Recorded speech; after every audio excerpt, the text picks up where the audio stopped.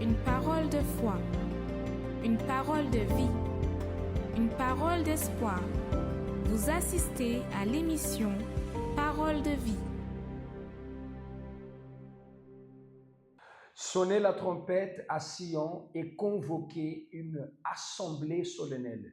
Dans cet endroit que vous voyez derrière vous, Dieu, à travers le prophète Joël, a dit d'élever la voix et sonner la trompette parce que quelque chose d'historique qui va changer l'histoire des personnes allait se passer dans cet endroit. Nous revivons la même foi aujourd'hui et nous entrons chez vous à travers cette émission. Bonjour, chers téléspectateurs, chères téléspectatrices, et que le Dieu du Mont Sion puisse toucher votre vie, toucher votre maison, toucher votre travail, toucher toute votre histoire. Comme vous voyez, je suis ici avec Pasteur Joseph.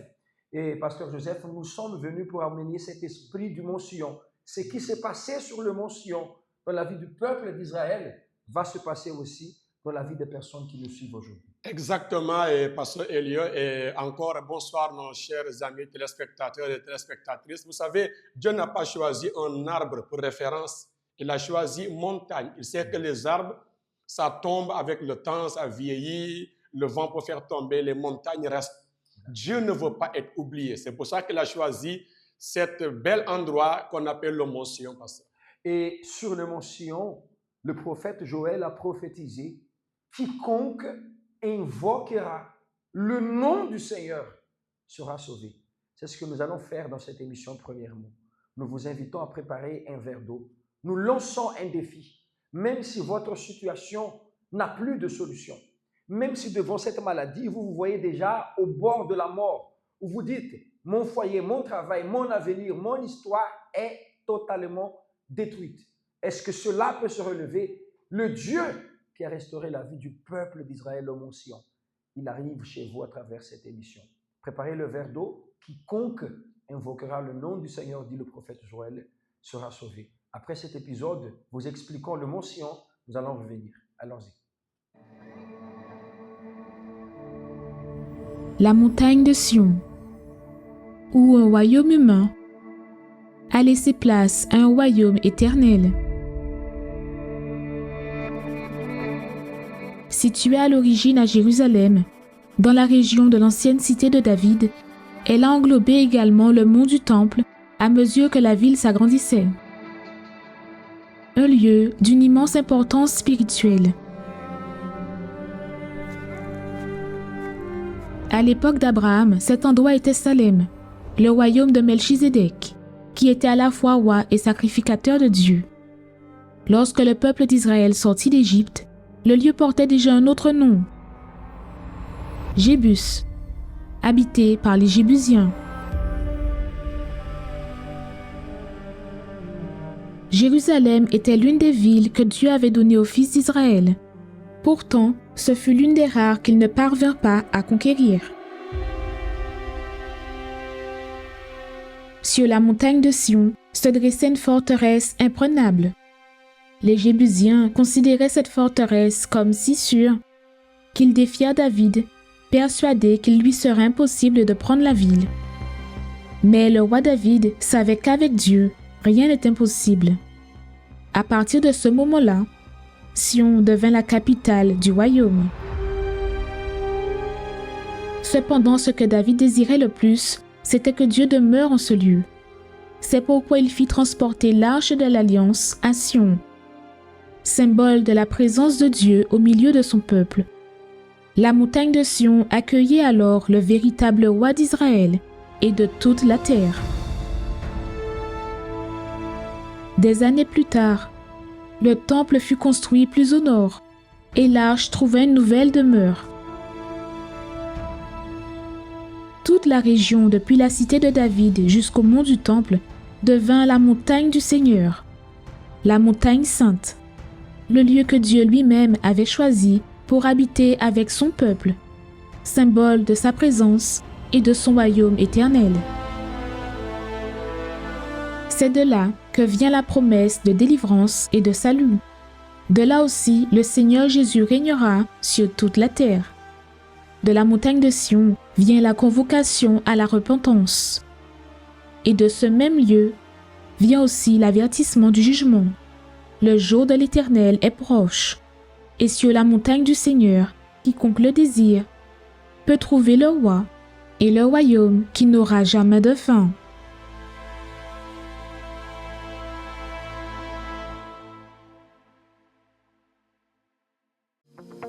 Émission Parole de vie.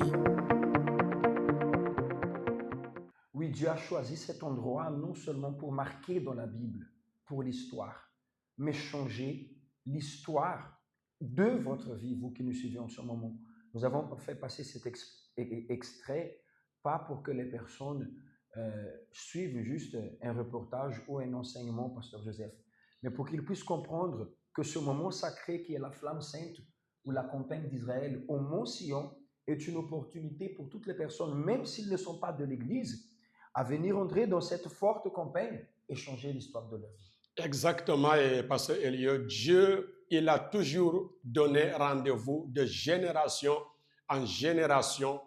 Quand Dieu te donne rendez-vous, bien sûr, il te montre que la décision d'aller répondre ou pas, ça vous appartient.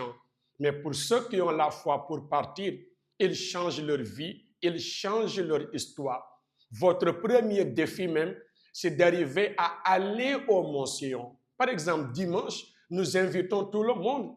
Mais il y a des personnes, parfois, elles préfèrent continuer à regarder la même télé depuis des années que de se séparer seulement 2 heures de temps pour aller à l'église. Ça, c'est votre premier défi. Dieu, comme je disais tout à l'heure, n'a pas choisi des arbres comme référence. Il a choisi quelque chose qui traverse les millénaires, la montagne. Regardez le moment où c'est écrit cette histoire du Mont Sion. Et jusqu'à aujourd'hui, si vous regardez les images satellites de vous-même, vous allez voir toujours le Mont Sion est là. Dieu n'a pas changé, mais la décision pour qu'il transforme votre vie, là au Mont Sion, ça vous appartient au Pasteur Eliot. L'endroit n'a pas changé tel que le dit Pasteur Joseph, c'est le Mont Sion. Et là, Dieu n'a pas changé. Ce qui doit changer, c'est votre vie. Ce qui doit changer, c'est votre histoire. Ce qui doit changer, c'est la situation dont vous faites face en ce moment, parce qu'au Mont Sion, Dieu a lancé un défi, il a dit quiconque. Ce n'est pas seulement les religieux, ce n'est pas seulement les membres de l'Église. Quiconque, quand on dit quiconque, la personne peut être à l'hôpital, la personne peut être au bord du suicide, la personne peut être endettée, la personne peut être attachée par les vices de l'alcool, de la drogue, de la prostitution. La personne peut être un cas perdu devant la société. Quand on dit quiconque, c'est sans exception. Et quand la personne vient invoquer Dieu, elle se lance sur l'autel, il y a le secours, il y a la délivrance. Ça veut dire Dieu délivre la personne de ce qui l'opprime et Dieu apporte le salut envers l'âme de la personne. L'autel est ouvert pour toutes les personnes, n'importe la race, n'importe le cas, n'importe le niveau social.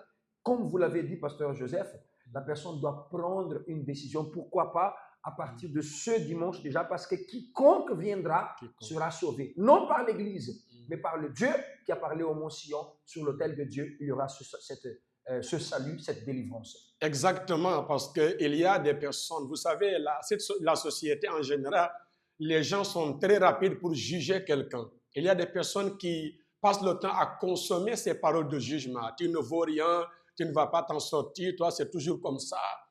Ton père était comme ça aussi. La famille c'est toujours pareil. Personne n'a jamais réussi à sortir la tête hors de l'eau. Et cela finit par faire beaucoup de personnes considérer qu'elles ne valent rien, qu'elles ne peuvent pas. Mais comme vous avez dit, quiconque.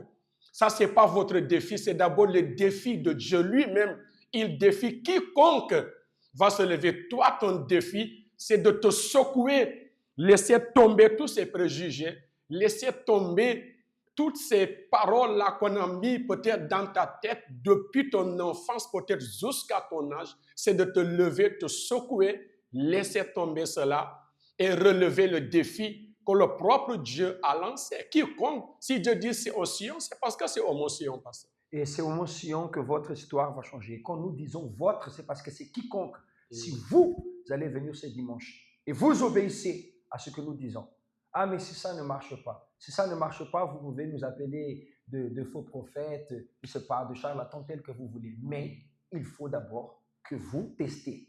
Il faut d'abord que vous faites. On ne peut pas prendre des préjugements ou de conclusions, Pasteur Joseph, tel que vous l'avez dit, si on ne teste pas d'abord. Exact. La personne peut avoir des préjugés en nous regardant. Ah, mais non, mais c'est l'église telle. Ah, non, mais cette compagne. Non, mais... Viens d'abord et obéissez à ce que nous disons. Si ce que nous disons porte et fait fruit dans votre vie, alors ça vient de Dieu. Si ça ne porte pas et fait fruit, donc vraiment, nous sommes des faux. Monsieur Simon Oum était dans une situation de détresse. Vous allez suivre maintenant, vous qui faites face à des injustices dans votre travail, et vous qui êtes tombé malade même à cause des chocs de la vie. Ce cas que vous allez suivre vous concerne. Si monsieur Simon Oum a pu changer l'histoire, pourquoi pas vous? Suivez maintenant. Parcours de foi vers la montagne de Sion.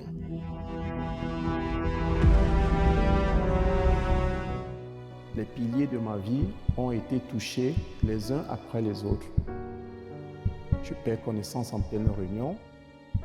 Les examens vont montrer par la suite que je suis malade. Je m'appelle Simon Oum. Je suis arrivé au centre d'accueil universel avec une vie complètement par terre. Je viens d'une famille très grande et je me suis retrouvé en France tout seul, en pleine difficulté. Je n'avais pas où habiter, je n'avais pas de quoi manger, je n'avais pas de papier, j'avais rien du tout en arrivant à l'église. C'est à l'église qu'en agissant ma foi, j'ai pu conquérir mes papiers, une vie stable professionnellement, économiquement, financièrement, que j'ai pu établir une vie.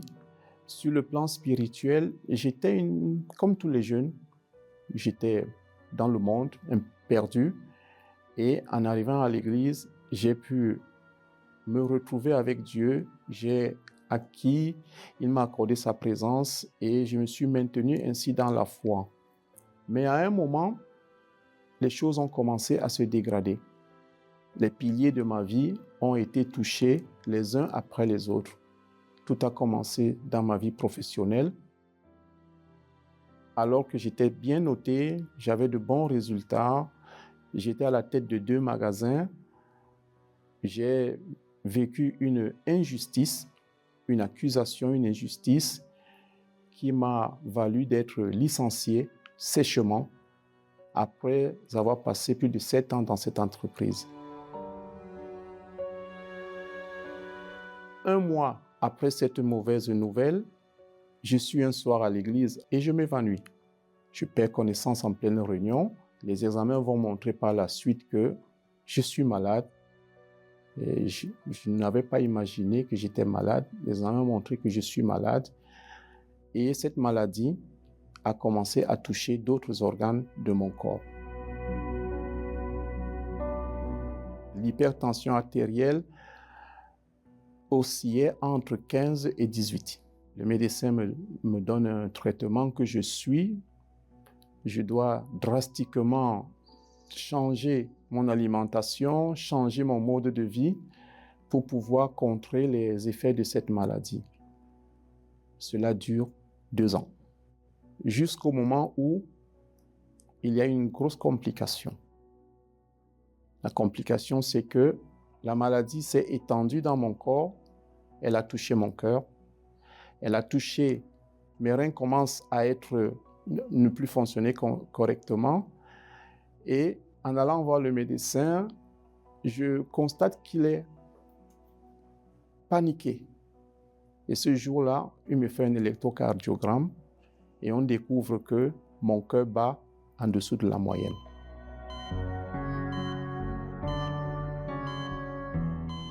Là où j'étais allongé, je ferme mes yeux et je dis, mon Dieu, je n'accepte pas cette situation. Je demande au médecin à partir parce que je voulais aller à l'église. Je voulais me rendre sur l'autel, cet autel sur lequel Dieu m'a toujours honoré, Je voulais me rendre sur cet autel pour lui remettre ma vie en lui disant, Père, si c'est aujourd'hui la fin, prends-moi avec toi. Mais si ce n'est pas la fin aujourd'hui, alors moi je vais me battre parce que le diable ne peut pas gagner. Je signe une décharge au médecin pour qu'il me laisse partir. La campagne intervient au moment où je me lève. Après être sorti de l'hôpital, je suis allé devant l'autel, je me lève de là et je n'accepte plus la situation. Parce que pour moi, ce qui m'arrive, ce n'est pas la volonté de Dieu. Et on est dans le propos de que ta volonté soit faite. Alors je veux que la volonté de Dieu soit faite. Je me lance donc dans cette campagne avec ce propos en disant, Père, ce que je vis ne vient pas de toi. Ce que je vis, ce n'est pas ta volonté. J'entre dans ce propos et je veux que ta volonté prévale. Je fais ma prière, je fais mon vœu avec Dieu et ce jour-là, je ne dépose pas seulement ma vie, je dépose toutes ces choses que je faisais parfois lorsque j'étais victime d'une injustice, j'avais envie de répondre. J'avais envie de réagir. Je dépose ça sur l'autel de Dieu. Parce que je me dis, sans lui, je ne peux rien faire. C'est à lui de me justifier. Toutes les choses qui m'arrivaient, à chaque fois que le mal essayait de me pousser à abandonner la foi, à exploser, je dépose tout cela en disant, Seigneur, à partir d'aujourd'hui, c'est seulement toi que je regarde. Tout ce qui va se passer autour de moi, je ne considère plus, c'est seulement toi que je regarde. J'ai confié entre les mains de Dieu et j'ai la foi que Dieu va m'honorer. Je continue mon traitement et après cette période, je recommence à me sentir bien dans ma peau. Je ne suis plus épuisé. Le moindre mouvement qui m'épuisait avant, je ne ressens plus cela. Je suis en paix. Un examen que je fais par la suite montre que mon rythme cardiaque est redevenu normal. En septembre, les choses avaient commencé à changer. En décembre, le changement s'est accentué avec justice qui m'est rendue par rapport à l'entreprise qui m'avait humilié. Elle a été condamnée à me payer 1 an de salaire après avoir été restauré dans ma santé, après avoir gardé la foi, maintenu ma communion avec Dieu. Au début de cette année, Dieu m'a honoré. Moi qui ai été par le passé humilié par une entreprise, Dieu m'a permis aujourd'hui d'avoir mon entreprise, d'être un patron, d'avoir des salariés et de ne plus être un salarié. La volonté de Dieu s'est accomplie dans ma vie. Les difficultés étaient devant mes yeux, mais la parole me disait le contraire de ce que mes yeux voyaient. Donc j'ai plutôt donné l'importance à ce que la parole de Dieu me disait qu'aux situations qui étaient devant moi. C'est vrai, elles étaient là. C'est vrai, je ressentais dans ma chair ces difficultés. Mais ma foi me disait, Dieu peut changer cette situation. Dieu a le pouvoir de changer cette situation. Je n'ai jamais pensé à abandonner. Ma détermination était de rester, de ne pas me détourner de ce chemin dans lequel Dieu m'avait amené. C'est en écoutant cette voix et en mettant de côté des attitudes, des actions, des réactions, un comportement. J'étais une personne très exposée, c'est-à-dire que quand j'étais dans un milieu, tout le monde me connaissait. J'ai appris dans ces moments difficiles que j'ai traversés que Dieu préfère que je sois discret. J'ai appris la discrétion. C'est cette connexion avec Dieu que j'ai retrouvée, que je reconnais qu'à un moment, je m'étais un peu laissé distraire par la vie que j'avais réussi à conquérir.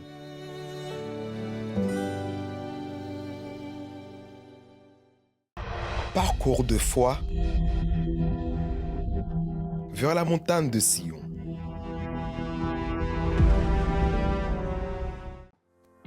Cénacle du Saint-Esprit au rond-point de l'avenue de Cointet derrière l'hôpital général. Universel Glace à l'entrée de Michel Marie. Universel Eau Vendo à Cournam 2 après le marché. Universel Nzayon au rond-point de Nzayon après la Bissig. Universel Kingele à l'entrée de Kingele. Universel Okala juste après le magasin tout à 1000 francs. Universel Plénoreti en face de Gaboprix. Cellule du Cap au premier campement entre le poste de contrôle et le marché Petit Akandé. Universel PK11 en face de l'entrée de Mélène. Universel Bongos en face du château.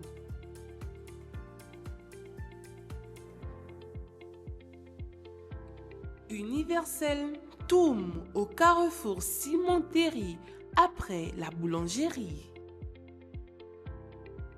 Universel Lambaréné au centre-ville en face des impôts. Universel Mouila, rive droite au canal Makanda. Universel Port-Gentil, Alex Cinéma, Océan. Universel OIM à Peloton en face de l'auto-école Esseng. Universel Franceville à Mangungu au Petit Marché. Cellule de Mwanda au quartier Oasis à côté du dépôt pharmaceutique.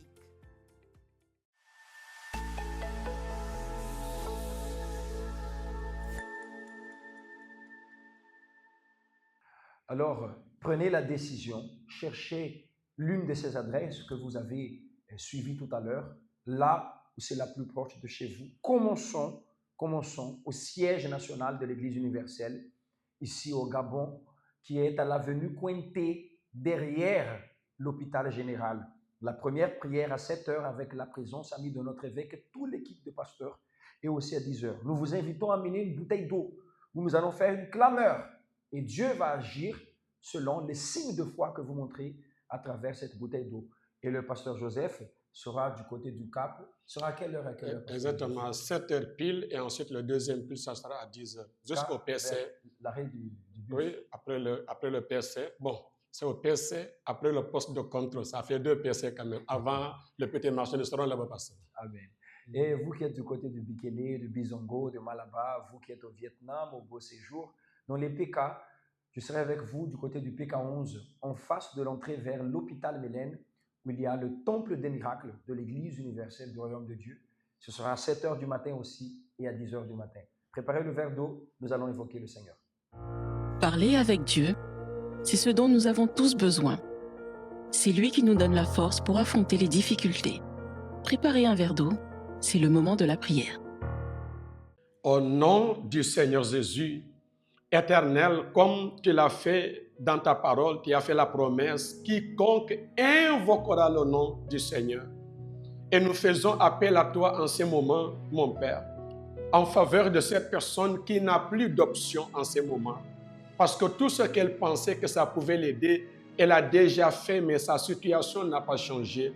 Elle continue désespérée, fatiguée, dégoûtée même de sa propre vie. Mais là où elle est en ce moment, nous te prions de la toucher à travers la parole qu'elle vient de recevoir, de la toucher, mon Dieu, dans son esprit, d'ouvrir l'intelligence à cette personne afin qu'elle puisse comprendre, afin qu'elle voie ce qu'est vraiment cet endroit, le mont Sion que nous essayons de lui montrer. Nous savons que de la même manière que les Ébusiens faisait tout pour empêcher à David, ton serviteur, de monter au mont Sion. Nous savons qu'il y a beaucoup de paroles et de pensées et de préjugés, comme a dit ton serviteur, qui vont essayer de l'empêcher. Mais nous te demandons, aide-la, Seigneur, parce que nous avons cette certitude. Tu es la porte de sortie, tu es la solution, tu es ce qu'il faut pour ces personnes. Alors, mon Dieu, bénis-les et fortifie-les au nom de Jésus-Christ. Et tel qu'il est écrit, le salut et la délivrance est au mont Sion, mon Père. Alors que le salut, la délivrance arrive à travers cette vie. Dans chaque vie, dans chaque corps qui est malade, dans chaque âme assoiffée, dans chaque histoire qui veut se restructurer, mon Père, que tu puisses répondre et bénir cette personne. Je détermine cela au nom du Seigneur Jésus. Et si vous croyez, dites Amen. Alors, recevez cette puissance, recevez cette foi et prenez la décision ce dimanche vers l'Église universelle du royaume de Dieu la plus proche de chez vous, la Flamme Sainte au Mont Sion. Que Dieu vous bénisse.